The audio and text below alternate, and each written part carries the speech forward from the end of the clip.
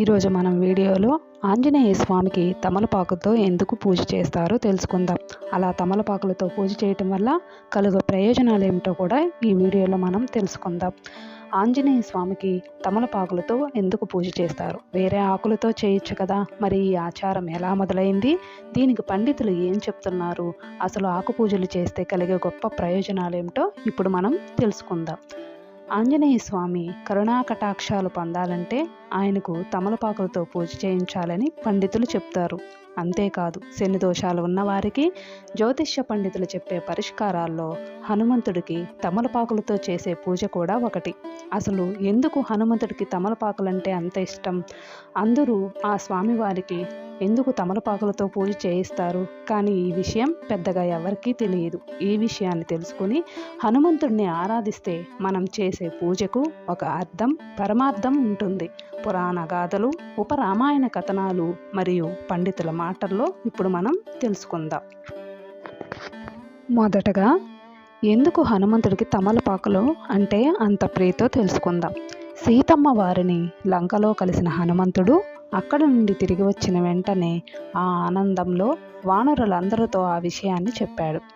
దాంతో వారంతా హనుమంతుడితో కలిసి సంతోషంతో ఒక వనంలో ప్రవేశించి అక్కడ తమలపాకులను తెంచి వాటి రసాన్ని తాగడం మొదలుపెట్టారు. అప్పటికింకా శ్రీరాముడిని ఆంజనేయుడు కలవలేదు. తమలపాకులను తెంచినప్పుడు కాడ నుండి వచ్చే రసాన్ని మధువుగా పీలుస్తారు.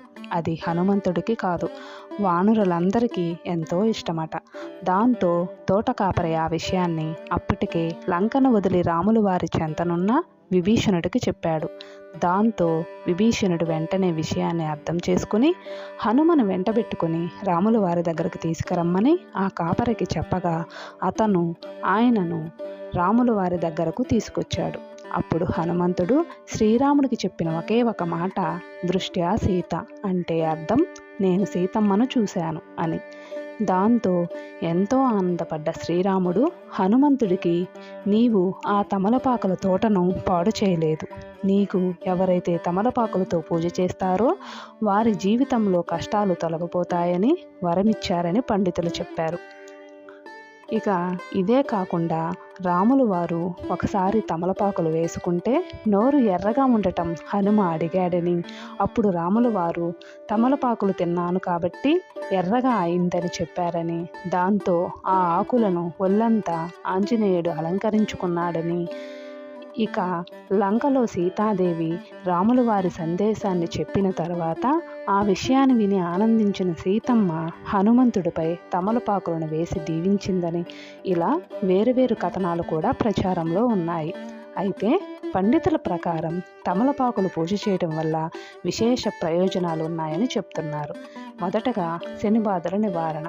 శనివారం నాడు ఆంజనేయ స్వామికి తమలపాకుల మాల సమర్పించడం వల్ల ఏలనాటి శని, అర్ధాష్టమ శని ప్రభావం అనేది తగ్గి ఆర్థిక ఆరోగ్య సమస్యల నుండి ఉపశమనం లభిస్తుంది.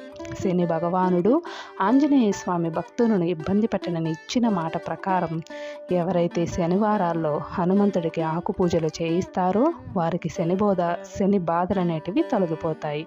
ఇకపోతే సర్పదోషణ నివారణ అనేది కూడా ఈ తమలపాకులతో పూజ చేయటం వల్ల చాలా వరకు నివృత్తి అవుతుందని చెప్తున్నారు. ఈ తమలపాకు తీగను నాగలోకం నుండి వచ్చిందని చెప్పబడింది. ఈ ఆకులతో హనుమంతుడికి పూజ చేయటం వల్ల జాతకంలోని సర్పదోషాలు, నాగదోషాలు మరియు రాహుకేతు గ్రహాల వల్ల కలిగే ఆటంకాలు తొలగిపోతాయి.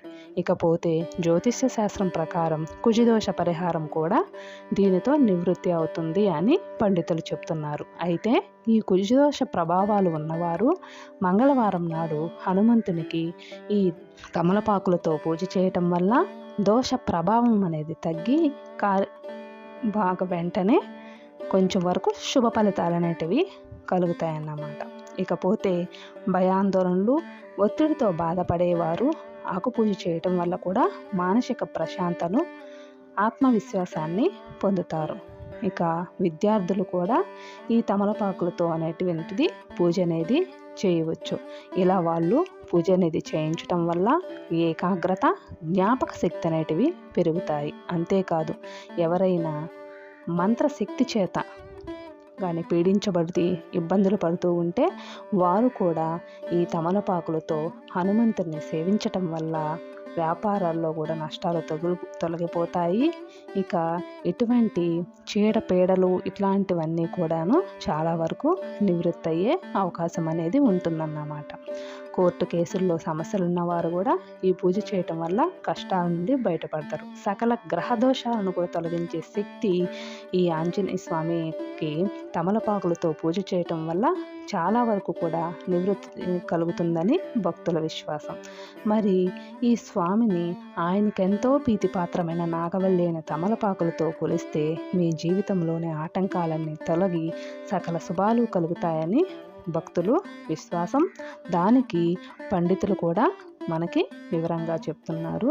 ఇక ఈ వీడియో కనుక మీకు కానీ నచ్చినట్లయితే వెంటనే లైక్ చేసి సబ్స్క్రైబ్ చేసుకోండి.